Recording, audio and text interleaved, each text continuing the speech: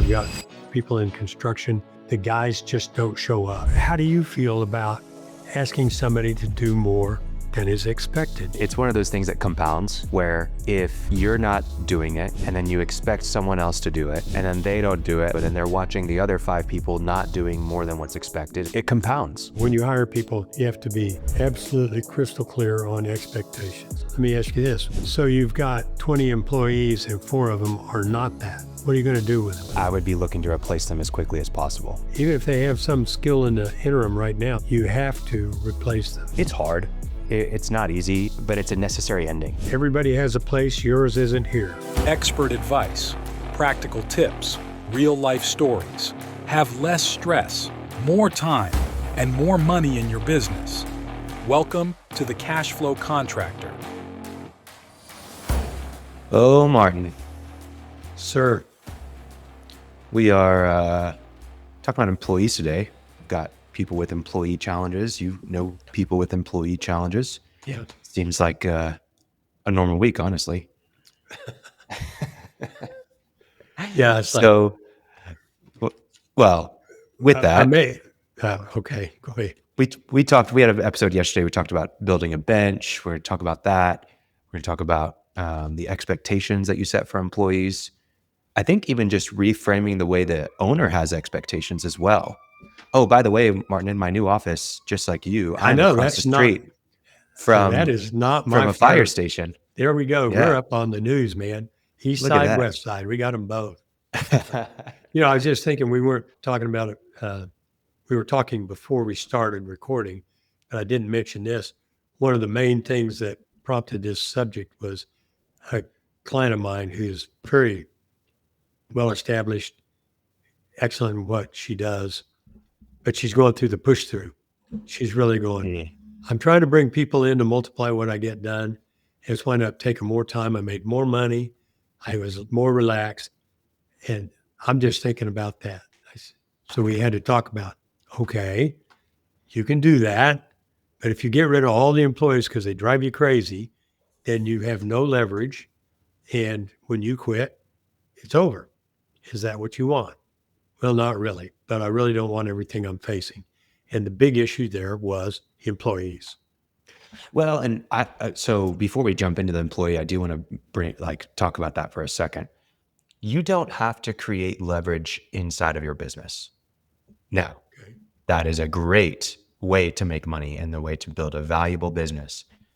But some people just operate better solo, or maybe with one person or 2 people next to them, and they can be very profitable. But if that is you, you have to have leverage somewhere outside of your business, meaning you put that money into something else. Maybe you're building a huge stock portfolio because you're saving all your profits, but don't just think that you've got this great business that's going to last forever.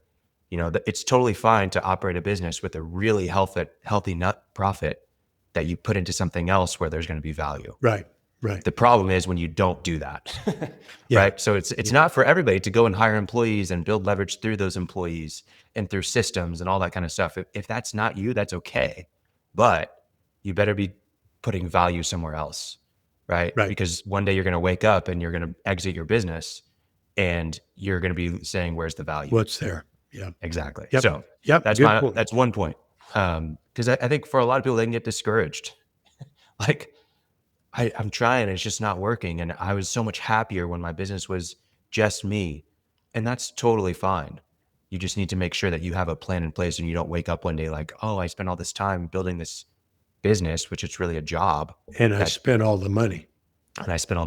Right? Yeah. So that's just a side note for this. But for those that do want to have good employees and build leverage to those employees, this will be a good conversation as well. Yeah. So so many instances of this. I guess I'll start with one and then we'll just kind of bounce back and forth, Martin.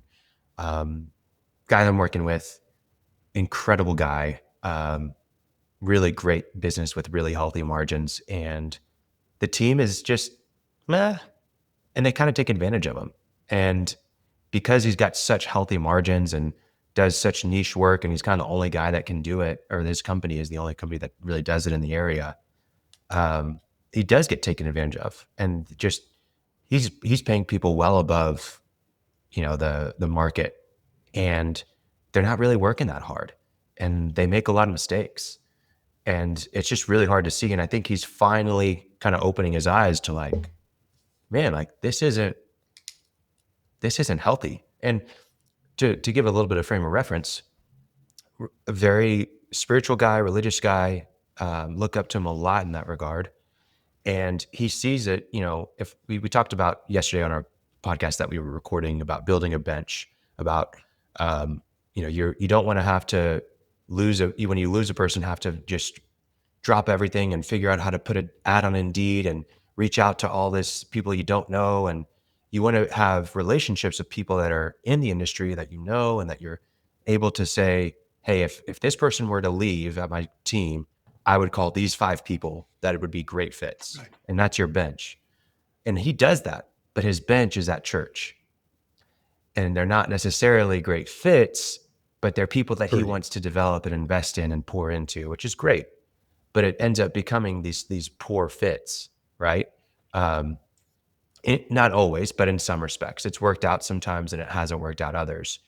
And that's when he gets taken advantage of, and he feels bad because like, man, I'm really trying to pour into them. I'm really trying to grow them, but they end up taking advantage of me. And I was telling him, it's a lot like the parable of the talents, and you don't need to feel bad about letting them go or not giving them more or letting them go a different direction, because it's biblical. To the one who has, more will be given, right? And to the one who doesn't, less will be given, So if they're taking advantage of the opportunity and not putting in the work, it's okay to let them go. And so now he's kind of changing reference. He's like, man, we need to build incentive plans so that we can get like people that are hungry, that want, not just give them a high base, but give them ways to grow. And so it's really cool to see in real time. Looks like you want to say something. No. I agree with you. What you just said, that's an example. I'm thinking of some other examples. I've got people in construction who the guys just don't show up. So you got the perfect week or day planned. Everything's all laid out. All the gas tanks are full. All the machinery's where it's supposed to be. And the guy just doesn't show up. Or he calls and goes, man, I got to, people get sick and things like that. But obviously, what's the minimum I got to do around here not to get fired? Have another lady who does professional services. We talked for a long time yesterday. She's got this magnificent product that she sells, and it requires some skill. She's the highly skilled one, but it requires a lot of support skill. She has people who can do that. They want to work fewer than 25 hours a week. That's what they want to do. Yeah. Okay. And these guys, they do have a skill, but they make some serious bank. Okay. Which I'm not going to say. Even at $25 an hour? At 20, yeah. Or 25 hours a week, sorry. Hours a week. Yeah, they make really good money. And we talk all the time because there is more opportunity available to this company than they can possibly handle, especially right now. And so their opportunity is there to expand, but they're required only to have 25 hours a week. That's the requirement. Okay. They have the right to book them out for 40 hours. And this is not the first person I was talking about this morning. Khalil, a different one. Yeah, different. But, and in that case, they've created confusion because the person working there, what's the minimum I have to do? Well, first of all, I hate that. That's the thing they look at. But do I have to do 25 hours or do I have to do 40 if they gave them to me? And they're basically turning down work because they want to take some time off. Yeah. But it's in the company's best interest to take do the work. Yeah. And so that, number one, when we talk to people, I hear it all the time in passing. The kids these days don't want to work, or people these days don't want to work. They just want to, whatever. I don't think that's as true as the comments make it out to be. I mean, a lot of magnificent young people who just clearly work a lot of other people's rear ends off. But there is a segment out there that thinks that the minimum is what I need to do because I want work-life balance or some other kind of balance. Okay. Yeah. And a lot of times when you hear that, what they mean is not working. But anyway, that's me casting I tend my to think for most projecting. people that work-life balance is a life balance problem. Not always. Yes. There are jobs out there like, yeah, you're working an Amazon warehouse and you're waking up at 4 in the morning and staying until 6 p.m. and then you've got to go take care of kids. Yeah, the job is really tough, right? I Yeah. totally understand that. You're a nurse and you're working the overnight shift and all this kind of stuff, and you've got to do 50 hours a week. Yeah, work is a challenge there. But for the most part, like you have to orient your life in a way that allows you to take on your job. And I see most of the people that are complaining about work-life balance are younger. And when when you were in college, did you work, Martin? Yeah. Yeah, All I think 4 years. it's more common these days to be in college and to not work. And that's where you get the work-life balance issues because you're used to going to class for a couple hours, taking a break, going to study on your own time, maybe going to another class, hanging out with roommates. And then you jump into this 40-hour work week and you're like, work-life balance is shot. And it's just such a big paradigm shift from high school into straight into work or from college straight into work Right. that it's too hard. And so I think that most people that are older don't complain too much about work-life balance. And I think it's more of a life balance issue for most people that they're just not used to it. So I don't know. No, Let's, I would agree with you about at the end of the day, there are a lot of people out there, mhm, whether it's half or less or half or more. There are a lot of people out there who are interested in the minimum. And as a business mm, owner, I am not interested in. I mean, we set up minimums. I've done it yeah, because no, you get this many days off in a year, or right. whatever it is. So Or why you have why would you even set the minimum in the first place? Because it almost because becomes an anchor for them. I know. Well, you have to say you have to list expectations, okay?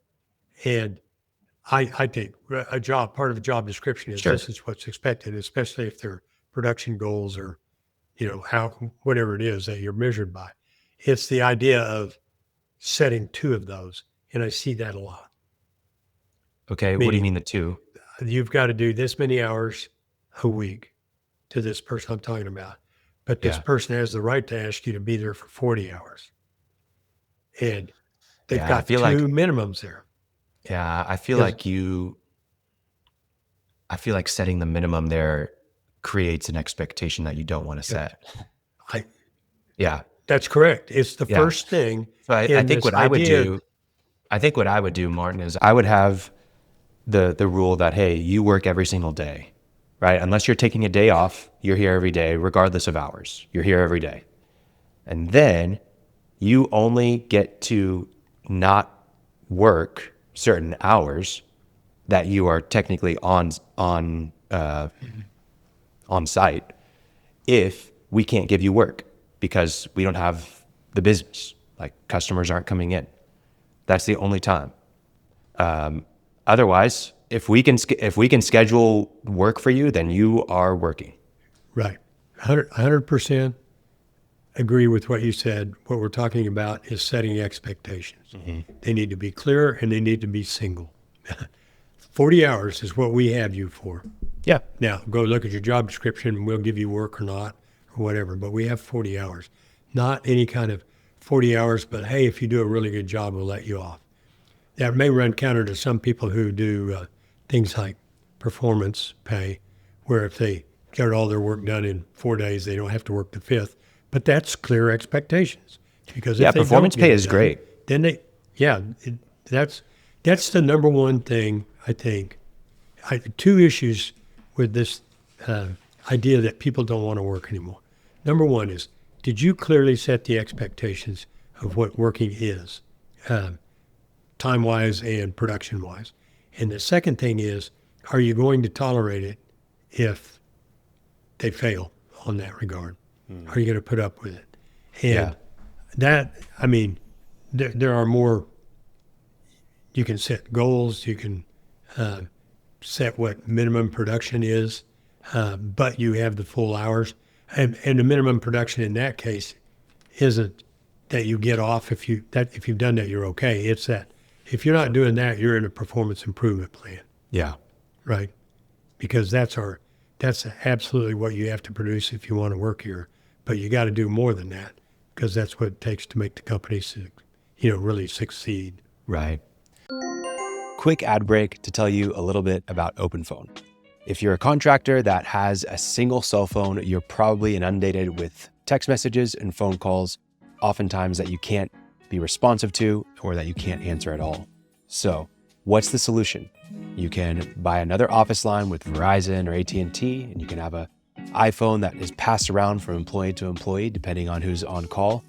But what if there's a better way? What if there's a way that you can have all your phone calls recorded to go back and listen to later, transcribed with summaries so that you can get a quick glance at what happened during the phone call, and even connect it to your CRM where all your other customer information is. OpenPhone is the perfect solution because it does just that. You're able to add all the users you need to for whoever needs to have access to the lines for your company phone. And then you can also find all of the information you need at a glance with a centralized location for all phone calls and text messages with your customers.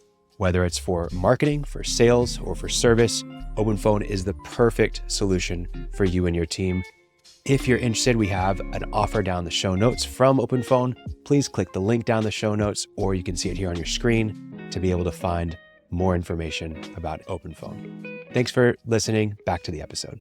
Here's something I saw from someone on Twitter. I'll go ahead and read it. So the question was, what were the highest leverage activities when honing in on team and culture? Someone asked. Okay.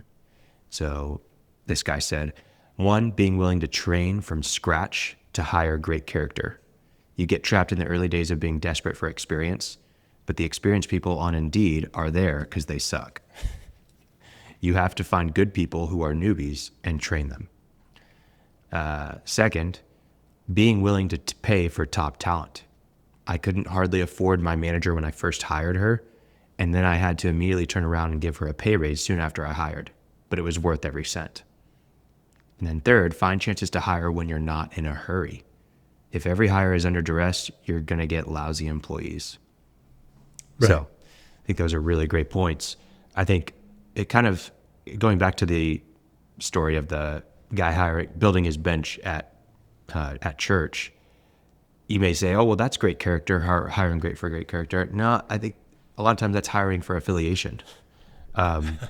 You have to hire for great character and then build them from there. Right. I've also heard from one person that the one thing they think about is people who care. Like, we want people who give a shit, essentially. And right. I think then from there we can work with it. No, I hear that exact phrase, as a matter of fact. Yeah. Every week from people saying they just don't. Yeah. And that's the conundrum. That's what you have to look for and hire for that attitude and question for it and so on. Because that really is frustrating. If they don't care, they're going to do the minimum that they want to do, even whether you've defined it or not. You're just not going to ever get extra. And you hate to say, I had a good friend who ran a significant business, and he said, damn it, all I want out of an employee is someone who will exceed my expectations. And then he looked at me and he goes, I'm looking at him like, well, duh. And he goes, and that doesn't take very much.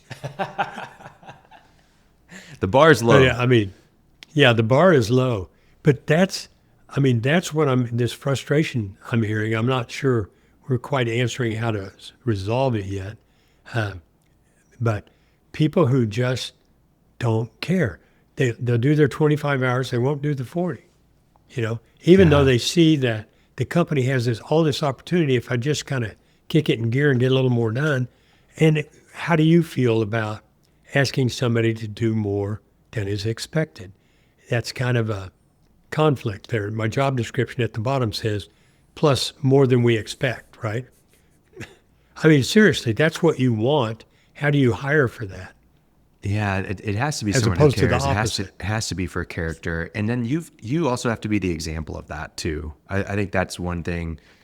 if it's one of those things that compounds, where if you're not doing it and then you expect someone else to do it and then they don't do it, and then you hire another person and they, are watching you two, and then they're watching the other 5 people not doing more than what's expected and doing the bare minimum, it compounds where they think it's okay. Right. That's culture. But if you are an example of it, and then the first person you hire is an example of it, and the second person, well, now the 4th person that you hire sees, oh, wow, they're doing more than what's on the job description. They're doing more than what's expected of most people what was expected of my last company. Okay, well, if I'm going to fit into the culture, then I have to do that, right? So it compounds over time, where if you can make that a part of your culture, then it's huge. So you do have to model it, and you have to have other people that model it. Right. I think another So thing. we're talking about building a culture where people who are in the company see teamwork and want to do more, want to contribute. Yeah, absolutely. And I think- let me ask you this. Yeah. Let me ask you this. So you've got 20 employees and 4 of them are not that. Okay. Yep.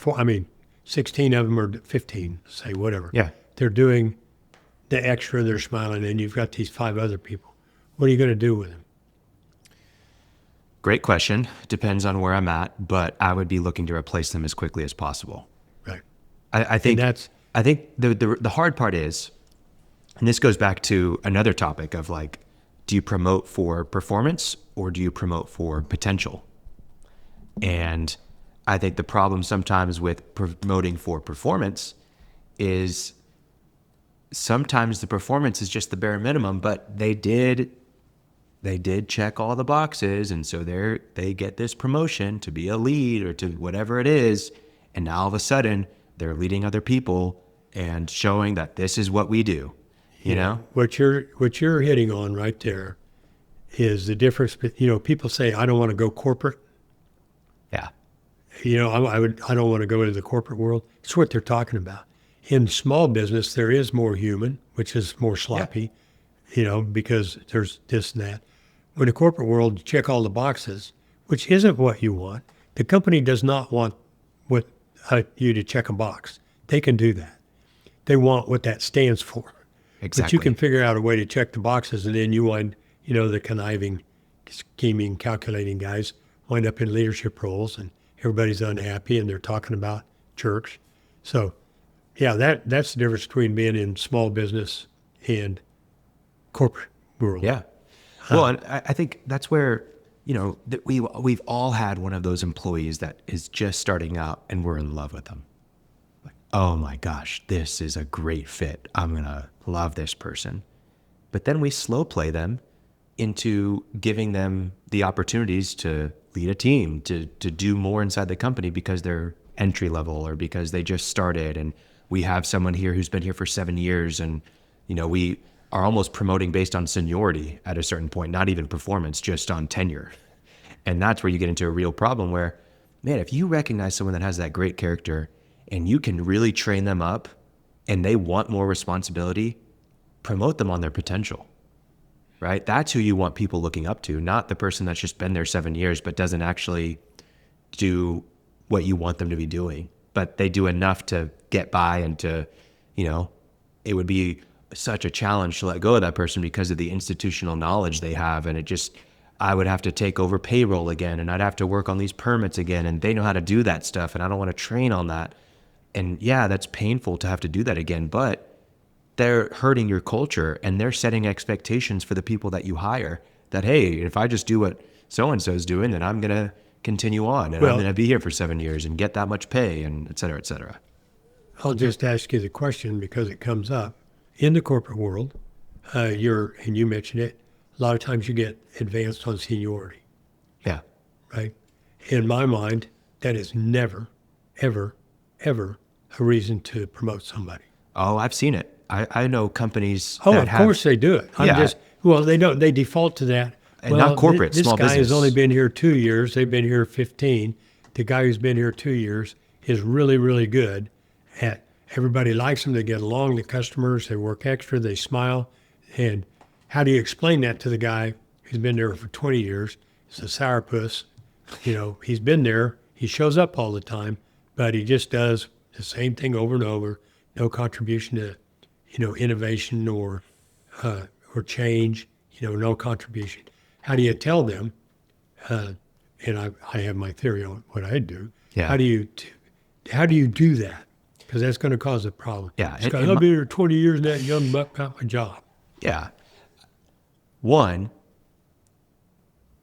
when you delay difficult conversations, they accrue interest.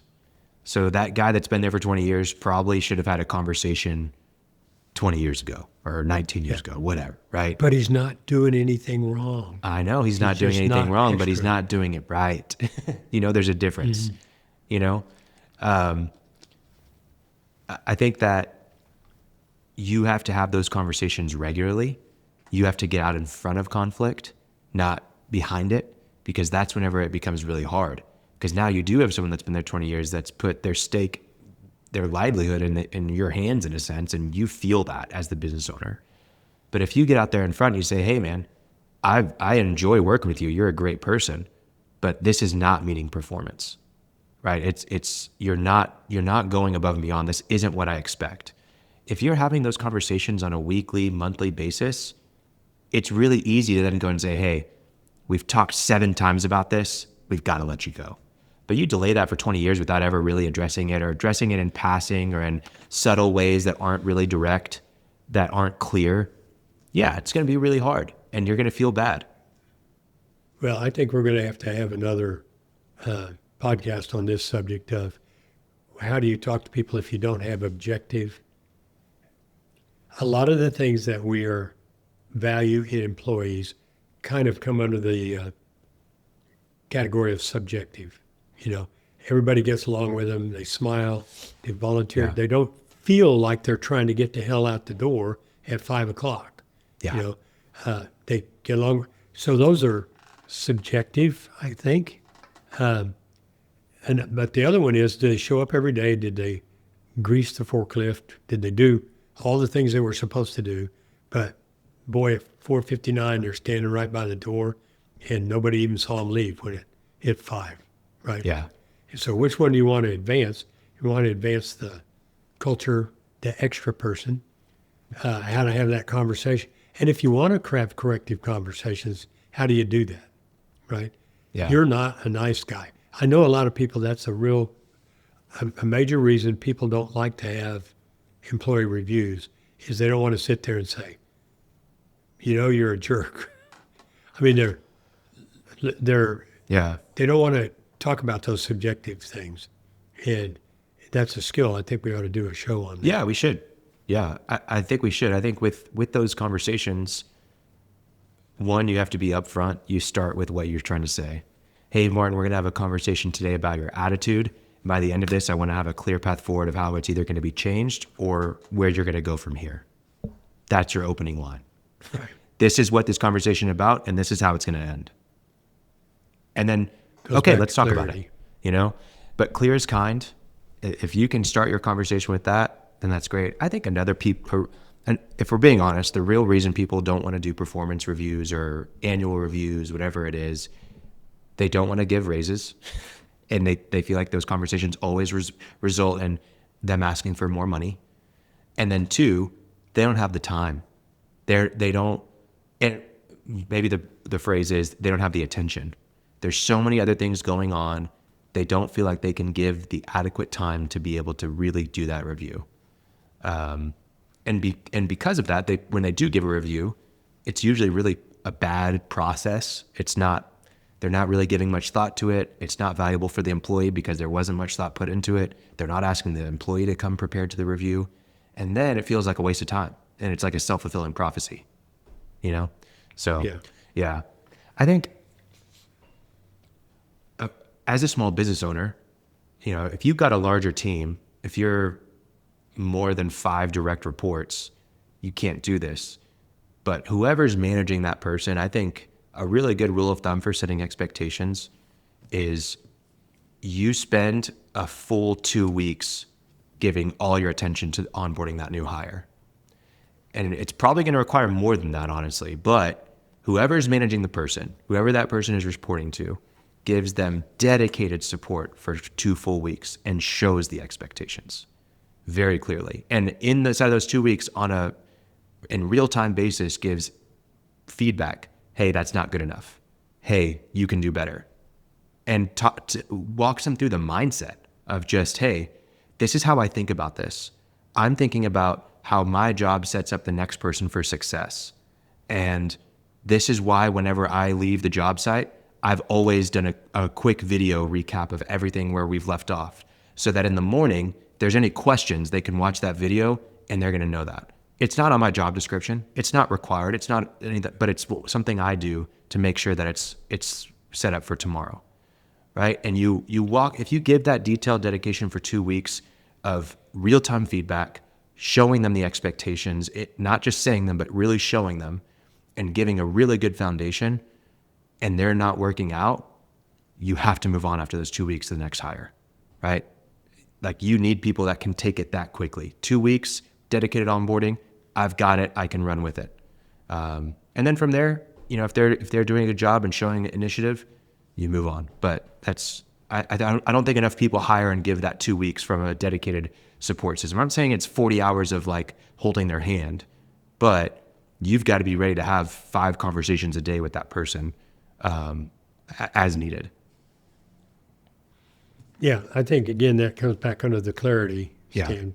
And I think it's just hard for, I agree with you that people don't want to do employee reviews because of money and time. But I also think there's more to it. I think they don't know how to do it. There's not a process. It's confrontational. I mean, doesn't have to be mean, but it, by definition, is face-to-face confrontation. If you're doing it right, very likely you're going to say things those people don't want to hear. If you're doing it right, they may say things to you don't want to hear. So I think that all pays into it. But let's do an episode on employee reviews sometime. Yeah. I'd love to walk through that and even do maybe an example one or something like that. Yeah. Okay. But again, I just come back to the number one thing. I mean, it fits into everything we've been saying, but when you hire people, you have to be absolutely crystal clear on expectations. And you have to self-examine and make sure you don't have dual expectations, which I've seen happen several times. Somebody, you're thinking the extra striding out there, carrying the flag kind of expectations, and they're thinking, how long do I absolutely have to be here before I can leave the parking lot? Right. And then the second thing is, when you confront that and realize that's what you have, what do you do? And that is a major, major problem that business owners keep people on who are not the people they would have hired if they'd have known, and they're not the people who are doing what you expect. You cannot have several of those, depending on the size of your company. You can't do it. Even if they have some skill in the interim right now that they do this one thing and it's a pain that you'd have to do, you have to replace them.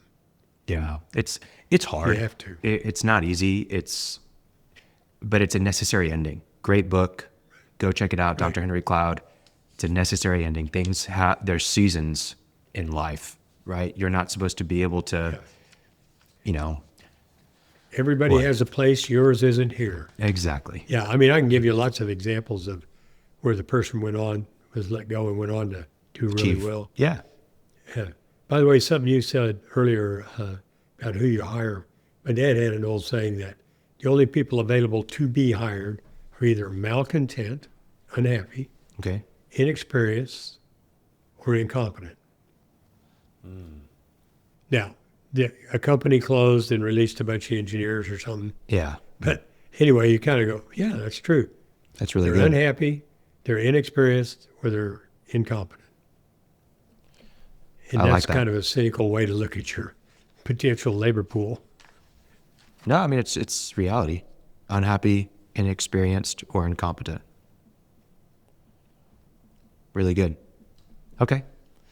Well, I don't know that we really gave a super clear way of setting expectations, but we really just talked about, hey, you have to have clear expectations. You've got to show them. You can't set minimums with what you mentioned for a client. Conflicting minimums. You've really got to make sure that you're clear on what you're doing with employees and, lead by example. So, Martin, thanks for chatting about this. We'll do an episode on employee reviews soon. Okay. All right. Talk to you later, man. See ya.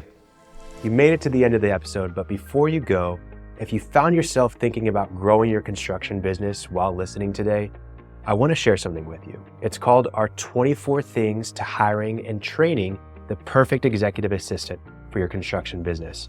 And it's a free guide that we've created. It's not theory. It's what we actually use to help contractors hire the perfect executive assistant. And really, we help you find ways to delegate over 50% of your current workload and get back 20 hours of your time every single week. You didn't start your construction business to just be doing admin work, to be buried in paperwork and endless admin tasks.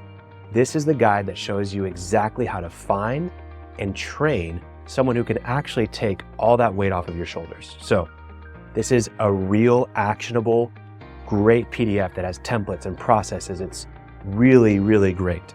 And I want you to check it out, even just to get your feedback and how we can make it even more valuable. But I know that you're gonna love it. The link is in the show notes. Please download it. We'd love to see how much of an impact it makes on you and your business. Thanks for listening to the full episode. Check out the guide. It's free. No reason to hesitate. No reason to wait. Download it now. And before you go, I just want to ask for your gracious subscription to our podcast. So if you have 2 seconds, it means the world to us. Just subscribe on YouTube, Spotify, Apple, or if you'd like our weekly newsletter delivered to your inbox whenever we release an episode, please subscribe in the show notes.